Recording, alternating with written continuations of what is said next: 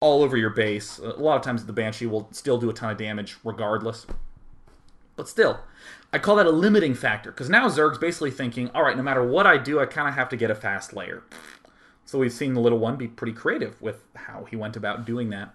So now that he has layer tech, now that he actually has that, I'm so curious to see what he's going to do with it. Because again, you don't just want to get a layer so you can go, haha, I have a layer so I can get detection. You want to have some way to push back. You don't want to just be thinking defensively of, oh, hey, cool, now I've stayed alive. That's great. Now what? I would call that the single player mindset. Because in the single player, you kind of go, okay, so I've seen that the computer will do attack A, B, and C. So how do I defend each of those? Alright, cool, I've defended each of those. Now how do I beat that computer, you know?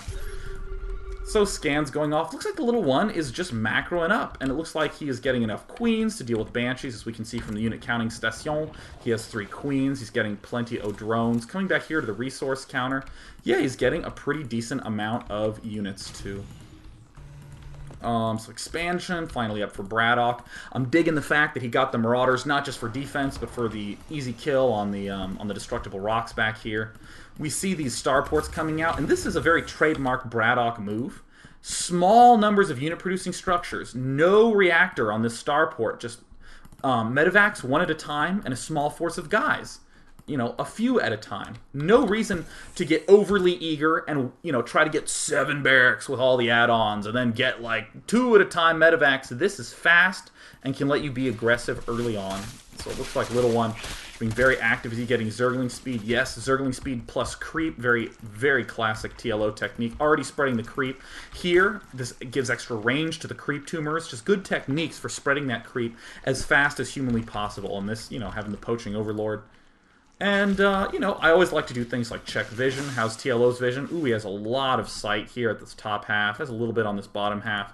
Braddock not really having any sight range at all. Looks like he just pulled off a scan here. Smart scan. This is actually pretty clever. A lot of people hide buildings, you know, on the creep spread. But, you know, I'm really digging this early push. Is he waiting for combat shield? Yeah, cool. Look at this. It's going to be an early push timed with combat shield. That's cool. And again, for any of you trying to discover timings, I think that's the most intimidating thing if you're a new player, is to go, alright, well, you're calling that a timing push, but if I'm playing, how the hell do I know that I'm doing a timing push? Don't get intimidated by that phrase, because people throw it around like it's super sophisticated, but it's really just a somewhat smart time to attack. So, for instance, if your +1 attack upgrade is about to finish, wait for it to finish. And then when you attack, you can have me watch it and go, ooh, a nice timing attack. And that's correct. It's the really weird timings that are hard to discover and take years of play, but just general good rules of timing attack. Wait for the friggin' upgrade to get done. Oh yeah, I want the important upgrades for the Marines, so I'm going to wait for them to finish before I move out. Smart, smart, smart. And also I even further like the fact that this is a timing push that seems to be reliant on Marines. Look at all the Marines being pumped out of this reactor. You do want a lot of Marines because they are the unit that will let you be a little bit versatile. You know, you can hit air, you can hit ground, and since you're moving out in small numbers, you know, you can also kill Banelings relatively well with Marines. It's a little harder to kill Banelings with Marauders. And Braddock having his 1 Viking to kind of poke around to check out for any skirting overlords, any skirting whatever. So, looks like now getting the factory. Oh, cool. Looks like, oh yeah, another great thing it looks like Braddock was doing that I missed. He's getting the +1. And look at this, combat shield finishing now. Would not mind a timing push at all. I think that would be awesome. And here's another classic TLO move. He is going to walk a queen into the middle of nowhere and spread creep. Doesn't really look like that much is happening, but look at how gooped up the center of the map is. Just look at the mini-map. I'm going to scroll to this unimportant piece of terrain, and look at all the purple. Ooh, purple. Purple. And how many? Oh, yes, Infestor Zergling. Classic Little One. This is exactly the style of Zerg vs. Terran that made him super famous in the Europe vs. Asia show match series. Infestor Zergling creep, because people don't give the creep enough credit in this. Now, what we're seeing Braddock do is what I think is going to be a slow development for players over time. This is the hardest part about any strategy game, is just good times to figure out when to attack. Because, I'm not going to lie, especially for any of you silver or gold leaguers out there, or even bronze leaguers, you know, who just finished single player, first multiplayer experience ever, this is what it feels like to attack. You get a force, and you're like, alright, troops, move out. You're still talking to your units at this point. I talked to my units when I was a kid. I was like, go, tanks! You know, I was like, yeah, I'm feeling really good. And then you get raped, and it's pretty painful because you're like, all right, I have 2 Marauders, I have 6 Marines, I have a platoon. You know, you have these like arbitrary words for it. I have a platoon of units. And you advance out and he has like 80 zealots. And you're just like, oh my god, and you get that heart poundy like, ah. And even though I'm sure a lot of you have played for many months longer than that, that feeling still happens where you attack and it just goes so badly and you just think, never again am I going to try to move out like that. So your instinct is to play more and more defensively and to not push out at more interesting times. So I love the fact that Braddock is pushing out at a time like this with something that's versatile, with a good bit of upgrades, and now he's spending some scans. He's pushing back the creep. Already, I would call this push pretty successful because he's killed off this creep spread. That is just marvelous, right? And oh yeah, got a queen just actively out creep tumoring. Genius. I just love how smart both of these players are playing. This is just absolutely fantastic. Timing push is so hard to figure out yourself, but I just want to say to you right now, feel free to copy this. Simple look, fast starport, 2 barracks, and a good set of the upgrades. And then just moving out right when all those upgrades finish. This isn't a gigantic force, but it is a very flexible force, and at this stage in the game, Little One doesn't have an extraordinary diversity of units. He doesn't have an extraordinarily large amount of units. In fact, Little One, in all honesty, should be focusing on getting this up and operational in a typical game, but good timing pushes will hinder that. Here comes more creep tumor roasting. God, Braddock's being so responsible about that. Is that another command center? Yep, setting up for the expand. I think ordinarily you'd want to be a little more aggressive with these, but I think Braddock is just seeing that, oh my goodness, creeps being spread everywhere. Got to be a little careful. God, look at this queen with 2 kills, just booping up the whole map. Actively killing off the golds. Whether you are taking the golds anytime soon or not, if you ever have a plan at any point in your entire life to take out the golds, then you should definitely do so. So it looks like delay mutas are coming. And there's always this sort of funky concept that I guess I'll talk a little bit about here. It's kind of weird. It's like you don't rush for a unit. You kind of get to the point where you can get them, and then you like count to 100, and then you get them. And weirdly enough, there's kind of like this U-shaped curve of when something is effective. Like fast mutalisks, really, really safe. Here's at the top of the curve. You get them as fast as possible.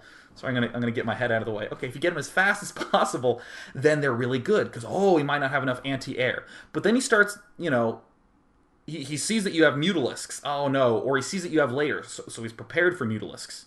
And then all of a sudden he's going to stop worrying about it, and he's going to begin getting like marauders and tanks, and suddenly this delay mutalisk becomes effective again. And the reason there's this dip is because let's say you are you're Little One and you're going Infestor Zergling. A Terran who sees that is not going to be like, you know, time to only mass Marines, because what if Fungal Growth plus Baneling comes? Ooh, gosh. You know, you start getting a little bit more of the anti-ground stuff. You might start getting some more Hellions. You might start getting some more tanks, these kinds of things. So the delay mutalisks is actually a way of exploiting that screwed up mix. So again, if you are a bronze, gold, silver level player, and that's you hear that and you're like, okay, that makes sense, but how the hell would I do that myself? The answer is, feel free not to rush to get things. Try experimenting with getting them a little bit later. And just see how that feels. Just feel free to mess around with it. Because look at this. Oh my god, how effective is this? This is effective for a number of reasons. Look at how many of these barracks have tech labs. Oh my god, all of them at this point have tech labs. Looks like mainly marauders were coming. Oh no, it looks like this entire force was out in the middle of the map and not home ready to defend. Oh no, the medevacs are going to be able to fall. Oh my god, double upgrades from Braddock. Awesome. But Little One, oh gosh, look how far back he's pulled his opponent. He's having to make all these missile turrets. And just for the record, notice that an army's here, and then as we scoot all the way over here, this gold expansion is looking pretty primed to be taken. This gold expansion is looking ready to be taken, right? Zerg's pulling Terran forces back, so that way the Zerg pieces can continue to tech. So it looks like Little One getting his upgrades just now after he set up oodles of expansions. Mutalisks are doing a good job of distracting. This Infestor play is awesome. Is he already getting Burrow? No, he hasn't gotten Burrow yet. Is he getting other upgrades for the Infestor? I'm actually trying to find the Infestation Pit. Ah, there we go. I was looking at it at the start. Alright, cool. So we did get the plus energy upgrades. That's great. But yeah, nice little play from Little One. Very, very, very nice. So you can kind of see again, you know, I'm actually Nah, I won't back up. Remember, right at the start, I was like, oh, I love this timing push with these medevacs and these marines and these marauders. Oh, isn't that amazing? You'll note that these mutalisks were still nowhere near coming out. That's part of the reason why I liked that push by Braddock so much. I thought that that was just a really crisp timing. It was before delayed mutalisks would get there. It would have arrived in time for regular rushed mutalisks to get there. So just very nice timing push by Braddock. A little disappointing we didn't get to see it in its full glory, because I will in fact assert that that was at the utmost of glorious plays the Terran could perform there. But you know, still, just want to highlight how awesome that is. Holy Infestors, Batman. That's pretty awesome. Getting a few Roaches, looks like mainly Zerglings. And another Infestation Pit. That, I will call that a misclick.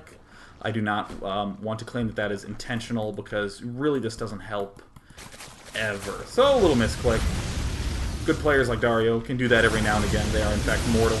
But, you know, oh, look at these amazing Fungal Growths. Oh, that's so good. And, you know, I've been calling Fungal Growth Reverse Dark Swarm. So for any of you who didn't know, in Brood War there's a spell called Dark Swarm that would make a cloud about that big. And any unit under Dark Swarm took 0 damage from range. So melee units rape underneath Dark Swarm, obviously. Range units just have to run away. So Dark Swarm is another way of saying, this cloud, get away from this cloud. You must run away from this area. But Fungal Growth is like, you are going to stay right here. You cannot possibly move from this location right here. And in a sense, Fungal Growth kind of ends up functioning the same way, where you get to delay people thanks to Fungal Growth. Sure, you might end up losing an Infestor, or, you know, it looks like a Queen got cooked there, but you can just keep Fungal Growthing. And you can delay pushes for really long periods of time. Look at this, hasn't even had to move forward, and now with all these Zerglings finally getting to move forward, but if for some reason all LittleOne had was 9 Infestors and only drones, what could LittleOne do? He could Fungal Growth to delay and build up a nice army. Very cool concept that we're seeing LittleOne make good use of. But geez, those upgrades are so high on Braddock. He's already 2-2 that Braddock almost manages to stay alive. But still sort of splashing forward with yet more and more units. That's so cool. Egg pooping from the Queens. And here comes some infested Terrans. Not incredible, but still decent enough. And Braddock, yet again, is kind of forced to retreat. So, Braddock, not looking so good. Looks like this gold expo is up for LittleOne. How's his hive progressing? Ooh, it looks like it is progressing. Indeed, it is in fact done. Still getting more upgrades, and, I mean, if I had to describe LittleOne's play, I would just use that it is Creep, Infestor, Zergling, and throwing in some Mutalisks to draw this army back. Nothing incredibly complicated going on there. If you wanted to mimic the LittleOne, you could do exactly what I just said in whatever style suits you best. Making a few spine crawlers. Looks like those were just a nice defensive play. Look at how close this expansion is. That's why we like gooping it up with Creep as well. Creep still being spread everywhere. And look, everywhere there's a Creep tumor, there's an Overlord leading it, so that way it can expand as far as possible every time. More drops going on. Might be another reason why LittleOne got Mutalisks. If you are spreading out on this map, you kind of want air to be able to maneuver everywhere. So it looks like Braddock is doing one of his trademark drops, but it isn't going to quite work. Oh, that's so brutal. The transfuse to keep the extractor alive. That's so kick-ass. That is just so kick-ass. Are any Ultralisks coming? Yes, indeed. There's the Ultra Cavern going down right now. Expansion still hasn't gone up, and oh god, Roaches. Now, this is a